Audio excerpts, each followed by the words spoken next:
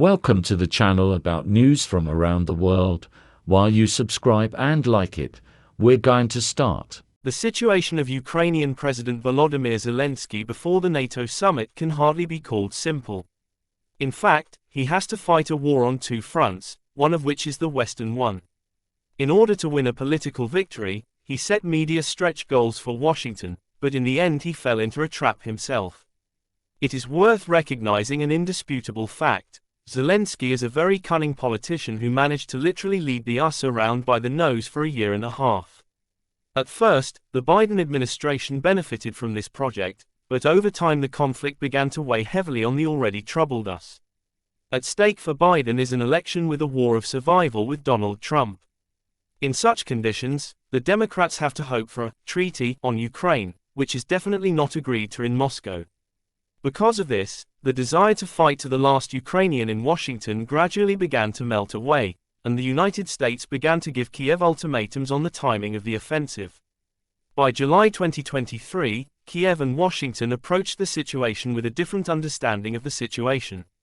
Zelensky demands, if not immediate acceptance of Kiev into NATO, then at least the definition of specific terms and conditions of joining the alliance. This position is supported, according to the German tabloid Bild, by Latvia, Lithuania, Estonia, Poland, Bulgaria, Romania, Turkey and France. The idea is opposed by the United States and Germany, the main NATO countries, its industrial and economic engines. Realizing the complexity of the situation, Zelensky once again took a risk. First, he started to cause panic because of the allegedly booby-trapped Zaporizhzhia nuclear power plant, but the hysteria remained virtually unnoticed by the West.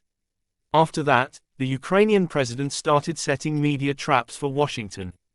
Zelensky's appearance on the main US TV channel CNN, watched by more than half of the country's population, is not a random project. It was there that he criticized Washington for insufficient assistance to Kiev before the counter-offensive. On the other side, Turkish President Recep Tayyip Erdogan has started to help Ukraine and has publicly stated that Kiev's admission to NATO could stop the conflict. In this phrase, the key words for the West are, end the conflict. However, there is no reason to expect that the traps for Washington, hastily set by Zelensky before the summit in Vilnius, will work. For a year and a half, the Ukrainian president and his methods have been studied in the United States, and now they are not ready to follow his lead. According to Bild, the final declaration of the NATO summit says that it signed a declaration with Kiev that barely goes beyond the one reached in Bucharest in 2008. This is the end for Zelensky as a politician. In essence, Biden is leaking Zelensky. The new treaty between the US and Ukraine could be something like the Israeli support model. And it's worth looking at the numbers here. According to the US publication The Hill, in 2022, Washington will transfer $75.5 billion in aid to Kiev. In 2023 to the tune of $45 billion.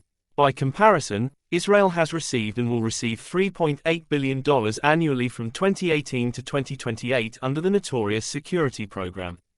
And Tel Aviv cannot use this money to develop its own weapons.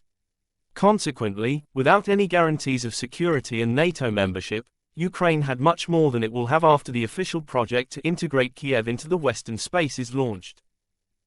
Thank you for watching. If you're interested, subscribe and leave a comment.